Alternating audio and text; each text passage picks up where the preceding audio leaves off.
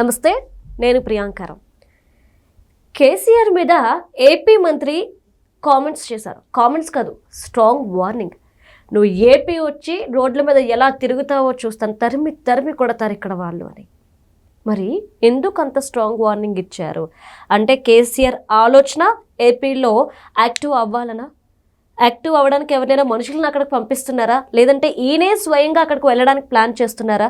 ఏ విషయం లీక్ అయితే, ఎక్కడి నుండి ఏ సమాచారం వెళ్తే ఈ విధంగా మన వాళ్ళు అంటే ఏపీ నుండి ఇలాంటి స్ట్రాంగ్ వార్నింగ్ వస్తుంది?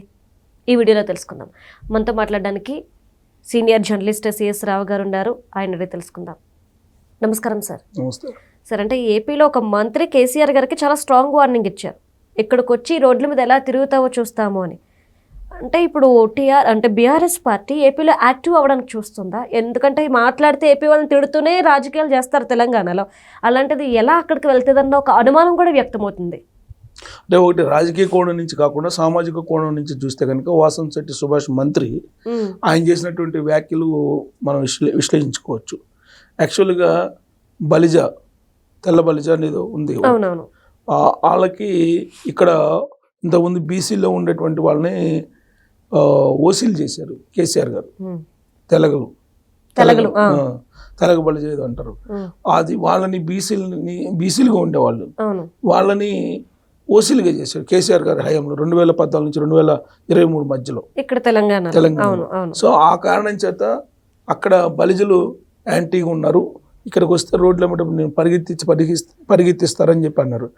ఎందుకు అక్కడ ఆయన ఈ బలిజలకు సంబంధించి ఒక ఫౌండేషన్ ఏదో వేస్తూ వాళ్ళు ఆహ్వానిస్తే వెళ్ళారు మినిస్టరు.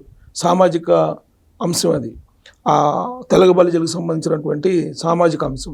అక్కడ వాళ్ళు పిలిస్తే ఆ కార్యక్రమానికి హాజరయ్యి ఆయన వీళ్ళని బీసీలో చేర్చాలి మళ్ళీ అనేటువంటి నినాదాన్ని చేశారు. ఆ నినాదం చేస్తూ కేసీఆర్ గారు ప్రస్తావన తీసుకొచ్చి ఓసీలుగా మార్చారు ఆయన. అందుకనే ఒకవేళ కేసీఆర్ గారు ఆంధ్రప్రదేశ్ వస్తే తరిమి వెంటబడతారు అని చెప్పేసి ఆ వ్యాఖ్యలు చేశారు. దీని రాజకీయ కోణం నుంచి మనం చూస్తే కనుక రాబోయే రోజుల్లో మళ్ళీ బీఆర్ఎస్ పార్టీ తెలంగాణలోకి కాకుండా ఆంధ్రప్రదేశ్లో కూడా ఎంటర్ అవుతుంది అనేది సంకేతాలు ఉన్నాయి. ఈ మధ్యకాలంలోనే మళ్ళీ తోట చంద్రశేఖర్ యాక్టివ్ అవుతున్నారు.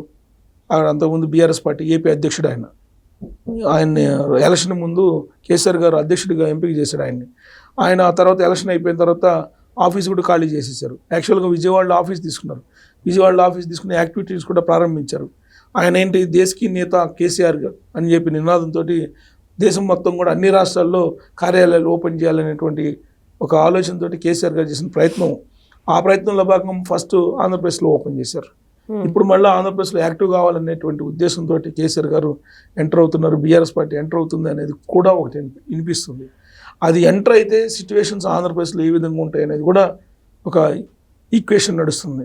ఎందుకంటే BRS party, MIM, YSR Congress party, కమ్యూనిస్టులు వీళ్ళందరూ కలిసి, కాంగ్రెస్ పార్టీ కూడా అక్కడ వీళ్ళందరూ కలిసి ఒక కూటమిగా ఏర్పడతారా అనేది కూడా వినిపిస్తుంది. ఈ మధ్యకాలంలో జగన్మోహన్ రెడ్డి గారి అడుగులు చూస్తుంటే కనుక ఖచ్చితంగా కాంగ్రెస్ పార్టీతో దగ్గర అవుతున్నట్టు సంకేతాలు కనిపిస్తున్నాయి. అంటే నాకు ఒక డౌట్ వచ్చింది సార్. గతంలో మనం తెలంగాణ ఎలక్షన్స్ చూస్తే జగన్మోహన్ రెడ్డి గారు సపోర్ట్ చాలా చేశారు. అంటే ఏం చేసినా బీఆర్ఎస్ పార్టీని తెలంగాణలో గెలిపించాలి. అలానే కేసీఆర్ గారు కూడా సపోర్ట్ చేశారు. ఇప్పుడు ఇద్దరూ కలిసి రావడం అంటే జగన్ని గెలిపించేందుకే అక్కడ ఖచ్చితంగా కూటమిగా ఏర్పడాల్సిన అవసరం ఉంది. కాబట్టి ఆ కూటమిలో భాగంగా దీని అక్కడికి వస్తున్నారా బీఆర్ఎస్ పార్టీ? అంతే. ఇప్పుడు జగన్మోహన్ రెడ్డి గారు అలాగే కేసీఆర్ గారు ఇద్దరు ఒక తాళ్ళ ముక్కలు. అవును. తెలంగాణకి ముఖ్యమంత్రిగా కేసీఆర్ గారు ఉండాలని చెప్పి జగన్మోహన్ రెడ్డి గారు స్ట్రాంగ్గా కోరుకుంటారు. అందుకే 2023 అసెంబ్లీ ఎన్నికల సందర్భంగా చెవిరెడ్డి భాస్కర్ రెడ్డి గారు, పెద్దిరెడ్డి రామచంద్ర గారు ఇక్కడ కూర్చొని మొత్తం మానిటర్ చేశారు గెస్ట్ హౌస్లో. ఇది అందరికీ తెలిసినటువంటి విషయమే, ఇది కొత్త విషయం కాదు. అలాగే ఆంధ్రప్రదేశ్లో 2019 ఎలక్షన్ ముందు శ్రీనివాస్ యాదవ్తో పాటు అనేక మంది వెలమ సామాజిక వర్గంలో సంబంధించినటువంటి వాళ్ళని ఉత్తరాంధ్ర పంపించారు జగన్మోహన్ రెడ్డి గారికి ఓట్లు వేయించాలని కేసీఆర్ గారు. అందుకన్నా ప్రత్యక్ష నిదర్శనం ఉంది. అన్ని రకాలుగా సపోర్ట్ చేశారు. 2019లో ఆర్థికంగా సపోర్ట్ చేశారు, సామాజికంగా సపోర్ట్ చేశారు కేసీఆర్ గారు. తర్వాత సాంకేతికపరమైన అంశాల్లో కూడా సపోర్ట్ చేశారు. ఎందుకంటే ఇక్కడ ఉన్నటువంటి డేటాని తీసుకెళ్ళి ఇచ్చారు కదా తెలుగుదేశం పార్టీ వాళ్ళకి సంబంధించినటువంటి డేటా మొత్తం తీసుకొచ్చి అలాగే యూట్యూబ్ ఛానల్స్ రైట్ చేయించి గందరగోళం చేశారు అప్పుడు. అంటే సామధాన భేద దండోపాయాలన్నింటినీ ఉపయోగించారు, ఆయనకు ఉండేటువంటి శక్తి సామర్థ్యాలన్నింటినీ ఉపయోగించారు. అదే జాలగా ప్రెస్ మీట్కి వచ్చి ప్రెస్ మీట్ పెట్టి చంద్రబాబు నాయుడు గారి గురించి రకరకాలుగా మాట్లాడారు. The dirtiest politician in the world అని చెప్పి చంద్రబాబు నాయుడు గారిని సంబోధించినటువంటి లీడరు కేసీఆర్ గారు. అంటే ఆ ఎలక్షన్ సందర్భంగా అంటే క్యాంపెయిన్ ఆయన కూడా చేశాడు మీడియా ద్వారా. మిగతా వాళ్ళని అక్కడే పంపించారు, సామాజిక వర్గాల వారిగా ఆర్థిక పరంగా సపోర్ట్ చేశారు. ఆంధ్రప్రదేశ్లో సీఎంని 2019లో జగన్మోహన్ రెడ్డి గారిని కూర్చోబెట్టారు. ఆ తర్వాత ఇద్దరు స్వామీజీలు తీసుకొచ్చి వీళ్ళిద్దరు సీఎంలు కలిసి పోలాభిషేకం కూడా చేశారు. మేమిద్దరం ఒకటే, మేము ఇద్దరు స్వాములు ఆత్మలం అని చెప్పి కూడా చెప్పారు. ఇదంతా వాళ్ళు చెప్పినటువంటి మాటలే, కొత్తగా మనం ఏం చెప్పినటువంటి విషయం కాదు. సో కాబట్టి ఆంధ్రప్రదేశ్కి ఎంటర్ అవుతారు, మళ్ళీ దేశకీయత కావాలనేటువంటి ఒక ఆలోచన ప్రగతి భవన్లో మొదలైంది, ఫామ్ హౌస్లో మొదలైంది అని అంటున్నారు. ఈ మధ్య మళ్ళీ ఇవాళ సోషల్ మీడియాలో వస్తుంది. ఎందుకంటే కవిత కొత్త పార్టీ పెట్టుకుంటున్నారు. సో కవిత కొత్త పార్టీ పెట్టుకుంటే బీఆర్ఎస్ పార్టీని విలీనం చేస్తున్నారు బీజేపీలో అని చెప్పి. మరి దేశకీయత ఏ పార్టీ నుంచి ఆయన దేశకీయత అనేది ఇప్పుడు మళ్ళీ అర్థం కావట్లా. బీఆర్ఎస్ పార్టీ నుంచి దేశకీయత అవుతాడా? ఆ పార్టీకి మరి కవిత గారు సపోర్ట్ చేస్తారా? అసలు దేశకీయత కావాలంటే దక్షిణ భారతదేశంలో ఉండేటువంటి వాళ్ళు మాత్రం సరిపోతారు అనేటువంటి ఒక ఈక్వేషన్ ఉంది. ఇప్పుడు జగన్మోహన్ రెడ్డి గారు, స్టాలిన్, తర్వాత కర్ణాటకలో గాలి జనార్దన్ రెడ్డి, ఈ బ్యాచ్ డికే శివకుమార్, కాంగ్రెస్ బ్యాచ్, వీళ్ళందరితో తిరుగుతున్నారు. అలాగే నిన్నటి నుంచి సోషల్ మీడియాలో ఒక ఫోటో బాగా వైరల్ అవుతుంది. అదేంటంటే కేవీపీ రామచంద్ర గారితో ఈయన కలిసి మాట్లాడుతున్నటువంటివి.